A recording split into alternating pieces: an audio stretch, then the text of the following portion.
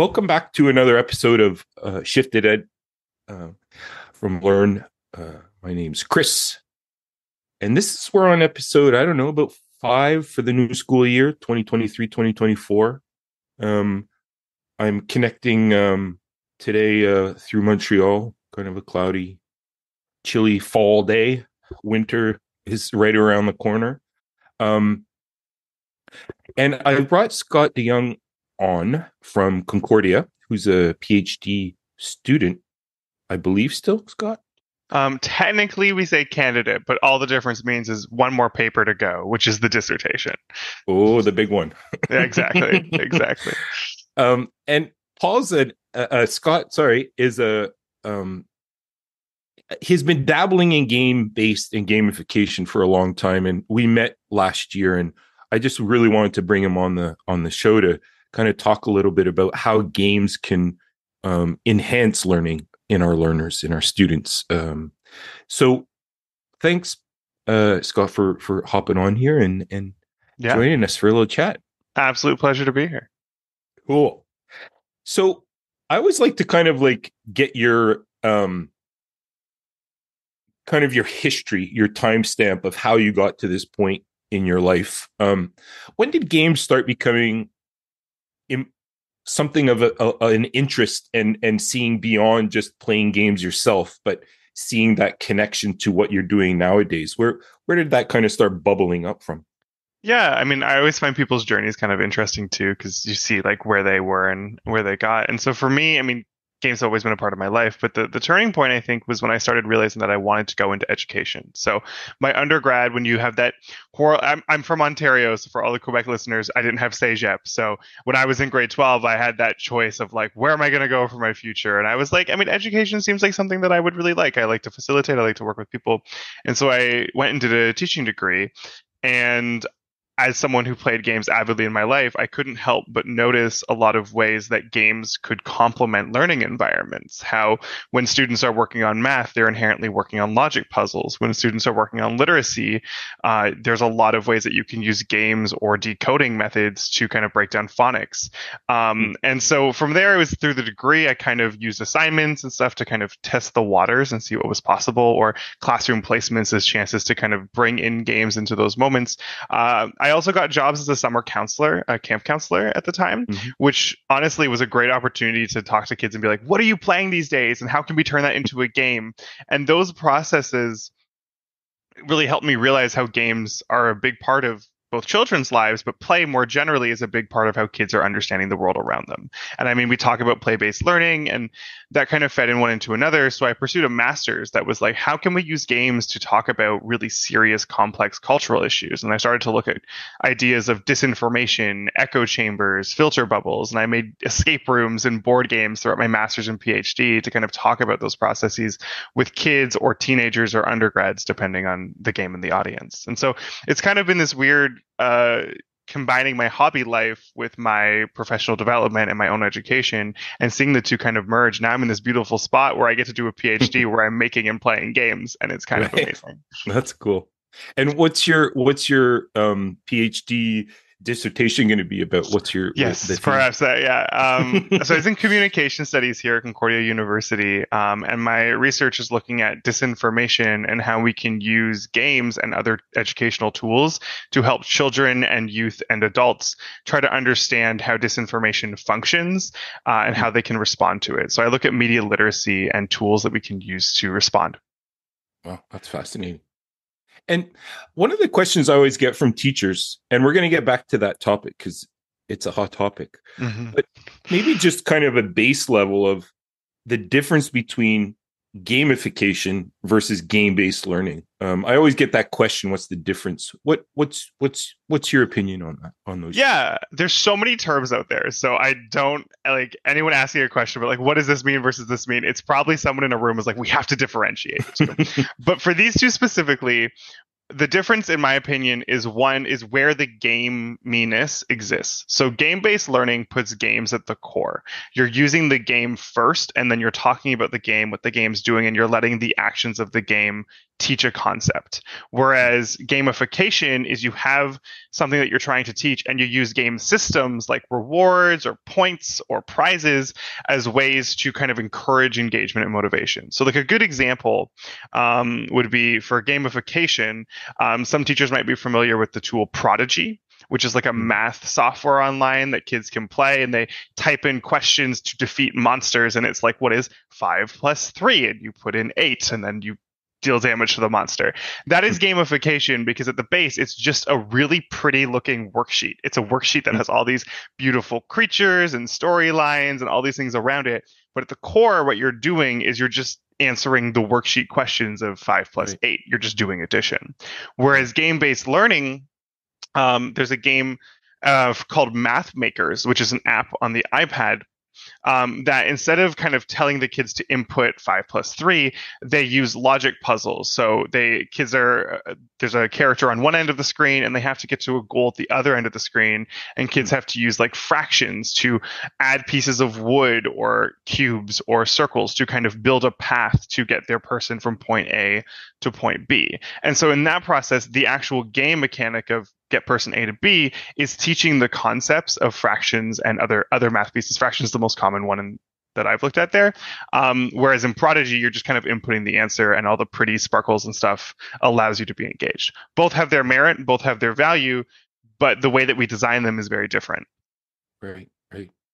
And I think those one of those games, the math game, was that's a Quebec game, is it not? Yeah, it is. I think Prodigy's out of Toronto, but Math Makers is from Yulu Lab, which is a Montreal-based company. Cool.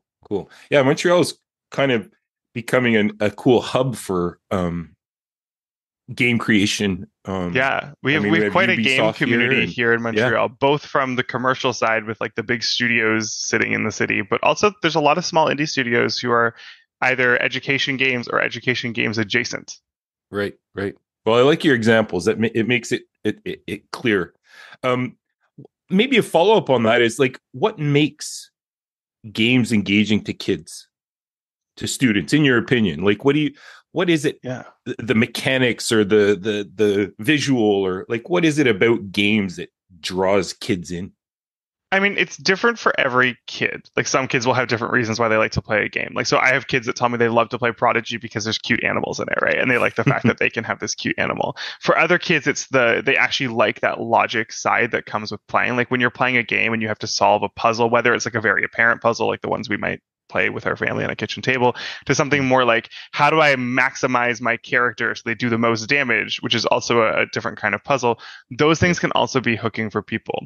What I think games do really well is they build kind of not alternate realities, but kind of alternate spaces where we can explore, we have agency, we have choice, and we can kind of direct our learning. I mean, anyone who's worked with kids who love Minecraft can kind of see that on an exponential level, where Minecraft is just I call it Lego Online, which it isn't for any Minecraft player, and I'm sorry if I insulted anyone.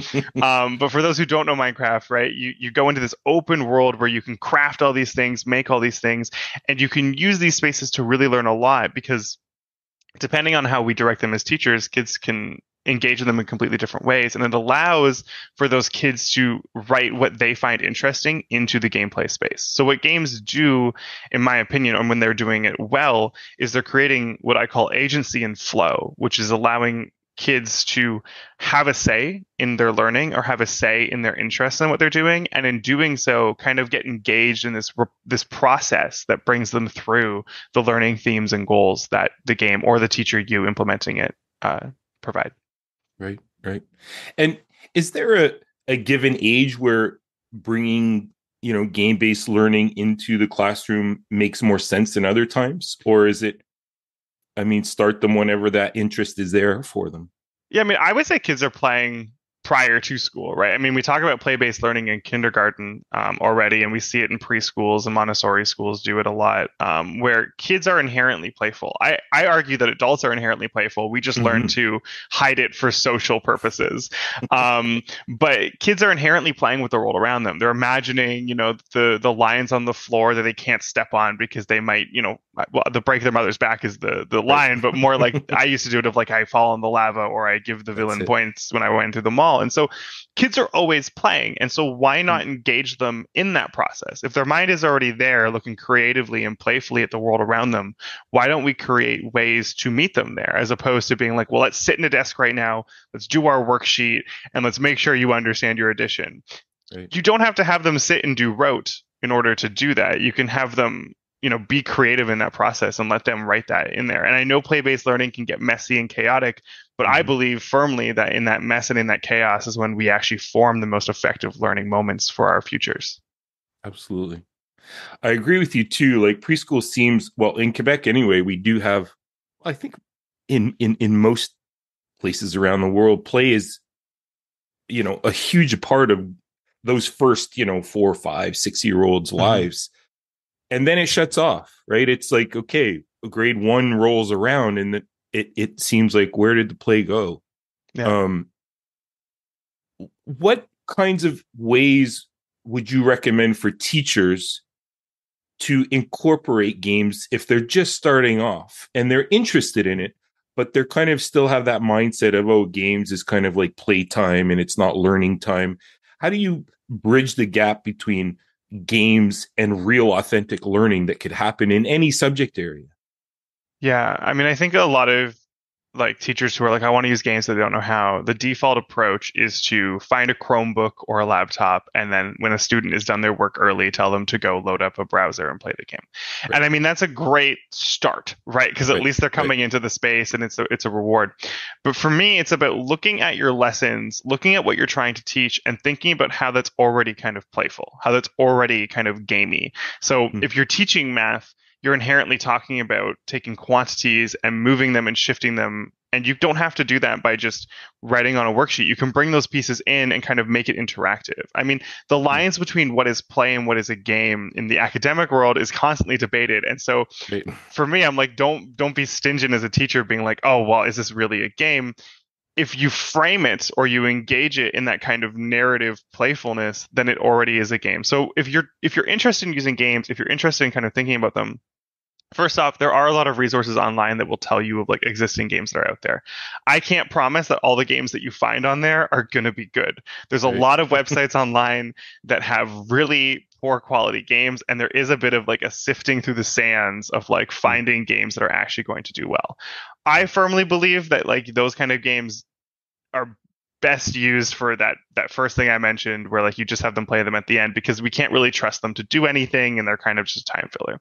The mm, games that are the meat, the juice of the classroom, is mhm, when you're able to talk with your students to see where their interests are and connect that back to the curriculum through something that's playful. So for mm, me, in the work that I've done around language, I've had students where you can connect language to social studies. So we were teaching like the Canadian wars throughout our history, the English and Lower and Upper Canada. And I right. don't want to get into the political tensions of how that leads to today, but at the Right, right. time we had like we played it out as a class. Like we took our different kind of settlement groups, and we talked about like what we needed for the war and how we would plan to Mm, attack and why we were doing that, resources we need, the time that it would took, and we simulated that model. And that's a lesson that has stuck with me, but also with some of those students for a very long time, because it mm, wasn't just sitting and reading about it in a book, it was enacting it through our actions. And while it wasn't like soccer where like the game has an end point of like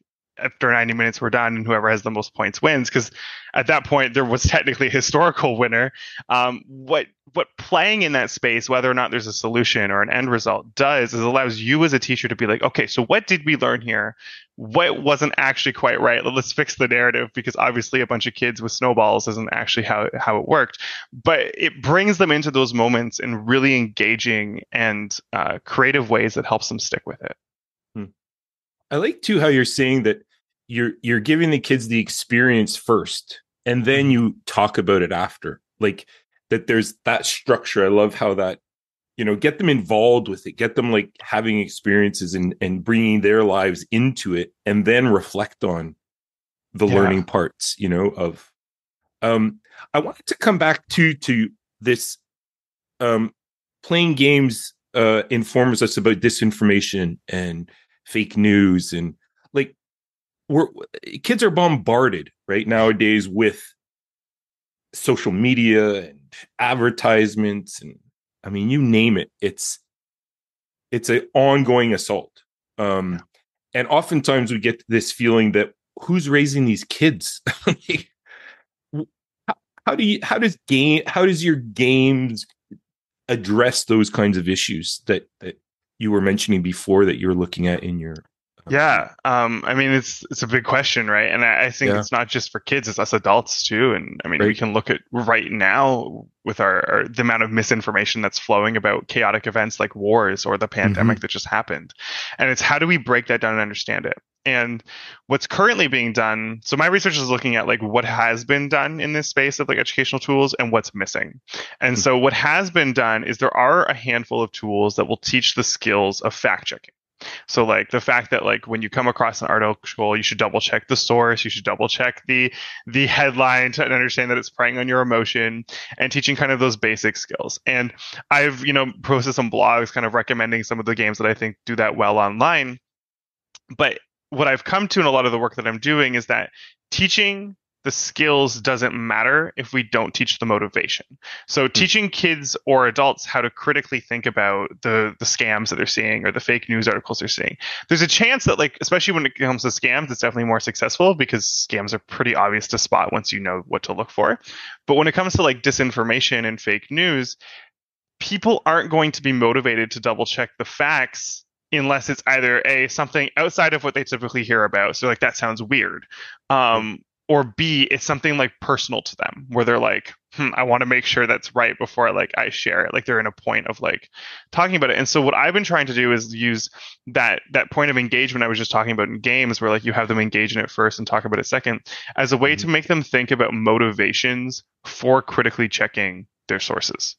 Um, because I think it's great that we can teach fact checking skills, but it's really hard to motivate the actual use of them and recognizing when to use them. And Right. so, Media Smarts in Canada has talked about like the need for teaching people to just pause, stop, and reflect. Like we don't even need to fact check. We just need to first just stop and be like, does this make sense? Or like if you're about to share something or post something, be like, I'm now saying that this is true. And so Mm. is it actually true? And so Mm. how do we create moments to encourage pausing and reflection? And so I've been using games as a way to do that because what games do is they kind of you're playing in this process. You kind of get into the flow of the game where on your turn you do A, B, and C and thing. But if the game all of a sudden has that flow and then breaks it up with something, perhaps like a narrative or a different mechanic or a different player's turn, those are moments when you're asked to sometimes reflect on what you're doing. And so I've been looking at how we can use those parts of games to encourage reflection and then have that translated to how we engage with social media. And so before, when I mentioned you have them play it and then you debrief with them after, I'm making games that are designed to be facilitated in a similar way where you have students play through it. It models social media for them. It models how things end up on their news feeds, but it encourages them to stop, recognize how what they're seeing online impacts the world offline, and then perhaps take that with them moving forward. And this is not like a one solution. I'm not saying that this is successful just yet. It's this place that's where the gap is, and that's what I'm Yeah. trying to figure out. And so I've designed some prototypes and I'm working on some other projects. But if you are teaching it, that's the thing that I would stress focusing on. If you're Mm. teaching disinformation, fake news, dealing with that, yes, make sure they know how to find the right source, but more importantly, make sure they know how to be motivated to actually check. Right. I love that idea too, because I mean, it sounds very much like informing students about digital citizenship. Where they have to be responsible when they're online because it it is always going to be there. It will follow you. Exactly. However you react or respond online. Um, and we've always had kind of like this issue of like, who's going to teach this, right? Because it's Hmm. not really a sub, I mean, you're going to put it in math or gym or, um, Yeah. so I find that having it where you can integrate it into many different, because to me, it seems like it's a cross curricular, Yeah. integrating games where it touches on multiple subjects Hmm. in one single game. Um, Exactly. could you give us some examples too of some of the games that you've been working on that are are propelling this idea forward?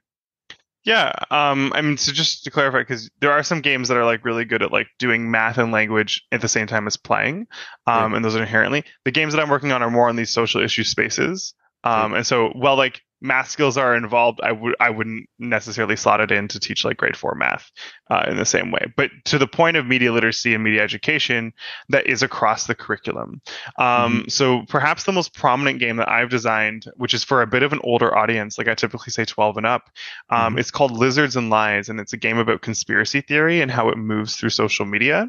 What the game does is allows players to either be the ones who are spreading social media or to be the ones who are stopping the spread of social media. Hmm. Well, not sorry, of social media, of conspiratorial Okay. content on social Right. media. Okay. And so you have this back and forth with players are understanding like how hard it is to actually stop people from lying because you can't, right? Like when someone it's so much easier to just post something false online than it is to post something true. And through playing that, those who are trying to stop it are realizing that they can just keep posting their lies and it's like an endless thing. And those who are posting the lies realize how ineffective some of the tools that we have are out there. And it leads to some really powerful conversations about like, well, what could we do to stymie their efforts? What could we Right. do to slow them down? Hmm. And we get to conversations of education and policy, especially when I run it with older teen or undergrad audiences. Right. For those who are teaching perhaps slightly younger audiences, a lot of the fake news media literacy games that are out there are really language heavy. Like they really Hmm. do ask that the players can read. And so if you Hmm. were to run it, I would suggest running it where you're kind of reading the story for the players and having your students kind of make those choices. So there's a game that just came out called Cat Park. It came out last November. So I guess it's not that new anymore. It's almost a year old now. But it's about a cat park opening in a town and how social media is going crazy about this cat park. And some people want it and some people don't want it. And then you find out it's like, oh, spoiler alert, you find out it's like corporate interests trying to manipulate hate towards the cat park so it doesn't happen so they can build like a housing structure or something on it. Right. Right. And so it's a really nice model where it's not just reading a story. There's actually points where the players can make fake news articles. They can kind of see how when they talk to one group of people, it can be, kind of proliferated further. Hmm. And so I haven't made that game. I'm just aware of it because I've studied the game and I've looked at its effectiveness. Sounds interesting. But Yeah. it's a digital tool and it's playable in about 10 to 15 minutes, which is lovely. For me, I'm turning and looking at analog. I'm looking at board games. I'm looking at the physical because Right. kids now, honestly, a lot of them have a lot of digital tools already that they're using, Hmm. but understanding how these systems work, board games and physical tools are really good at because they let you pick up the pieces, they let you move those pieces, they let you understand why the system's working because you actually have to do the system. When you play a video game, it's all behind the code, it's all behind the screen. When Right. you're playing a board game, you're responsible for the system and yourself. Hmm. Plus, it encourages a lot more conversation than just staring at a computer screen. That isn't to say they both don't have merit and benefits, but just as an educator, make sure that you're not just doing all digital or all analog. Do a nice mix. Right. That's a great tip. So, kind of coming to a close here, Scott, what are some of your recommendations for teachers if they have this interest or this spark or I'm curious? What are some of your recommendations or advice that you would give to a teacher that is interested in either integrating more board games, having kids create board games, online games? Like, what are some of your tips that you would offer up or advice to teachers? Yeah. I mean, so first things first, the core of play, the core of games is to be creative and to fail. Mhm. And so don't be afraid to try to run your own little version of a game, whether you made it yourself or you found something online. Because even in that failure, like even if it doesn't work out, now I'm talking like the game itself doesn't work out, not like the class itself has a behavioral problem and then the game doesn't work, but like an actual, the Right. game doesn't pan out as you desired it to. Mm. That is a key learning moment for both yourself, but also the students of like, Mm. this game was supposed to do this, but it didn't. Why do you think it didn't do that? Right. And you can break that down with them. So first is like, don't be afraid to fail and don't be afraid to try. Like Mm. just grabbing a game and throwing it in there. That's step one to incorporating games in the classroom. If you want some more help with that process, there are groups that there's like all aboard games, I think they're called in Quebec, that will actually go into schools and run board games in schools. Cool. There are also there are people who are making and designing these games who are actively trying to fix the large amount of not great educational games that are out there. And so if you reach out to them, whether it's me or other academics or educators who are in these spaces, I'm sure there's tons of recommendations for you. I mean, if you're a fan of Dungeons and Dragons, there's a whole educational wing now for introducing Dungeons and Dragons into the classroom. And there's steps and processes to encourage that. And so, Right. step one, be creative and be open to failure. Step two, take a look around and see what's already being done. We don't need to reinvent the wheel every single time. Well, I do think that you should reinvent parts of it for your students specifically. There's no shame in using what's already out there, right? Especially because I'm sure as a teacher, they're overworked and underpaid, and therefore they don't have the time to spend hours and upon hours trying to improve their lessons. So those are the two big ones. And then the third one is, meet your students halfway. If your students are already playing certain games, whether it's Fortnite or Minecraft or I think those are the big ones right now in schools, but there's a handful of other ones that are out there. Talk to them about what they're playing and see how what they're already playing fits with what's already being taught. Games inherently are asking us to do systems thinking. They're inherently asking us to be able to read and write and engage in various different literacies and competencies. See what those games are already teaching your students and then see how you can expand them further. And I'm not just saying make a worksheet and slap a Fortnite figure on it so that it's fun and cool. I'm saying talk to them about what they're doing in Fortnite and see about how the skills they're talking about, so spatial awareness in Fortnite, because they have to build walls and structures, how that applies to perhaps what you're teaching in geometry or your math courses as well. So those are kind of my three key points that I would say for getting started. That's amazing. You made me think of something as well, that kids never worry about failing. They don't care. They'll just restart again. And it gives them more and multiple opportunities to try something and to learn from it. And I think that one key also in our schools, failure should be seen as as you're learning, that it is propelling you forward. And it should be like, okay, let's try it again. Let's try it again.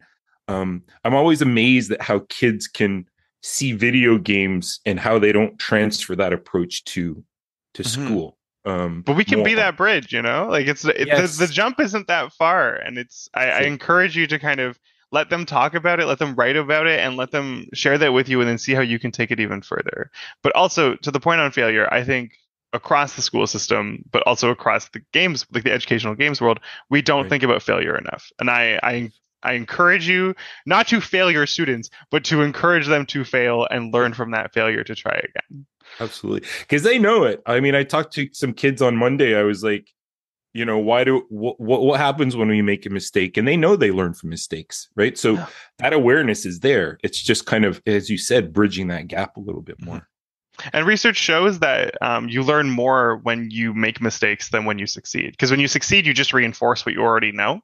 If multiple choice quizzes are a really good example of this, of like, unless you show people what they got wrong in multiple choice, they just leave it thinking that they knew everything, or like the questions they didn't know. They're just like, I just didn't know that one. Whereas when you fail, you consistently think about what you messed up, which again, in the multiple choice, if there's a question you came across, you didn't know the answer to, at least for me, I'm always like talking to my friends after, like, what'd you get for number like 45? I had no idea, because it sticks with you, right? Or like at the end of the day, when you fail in a social conversation, you might just like go to bed and then think about how you messed up that moment in your life and how you'll improve it again in the future, right? Absolutely. It encourages that. And so sit in that and work with that and use that. Absolutely. Yeah. And the pursuit of learning. I mean, what did I not get right about it? I need to know so that I can move forward, right? I mean, most games allow you to fail, but then succeed. And you have this idea that you're propelling yourself forward so that you're gaining more and more knowledge.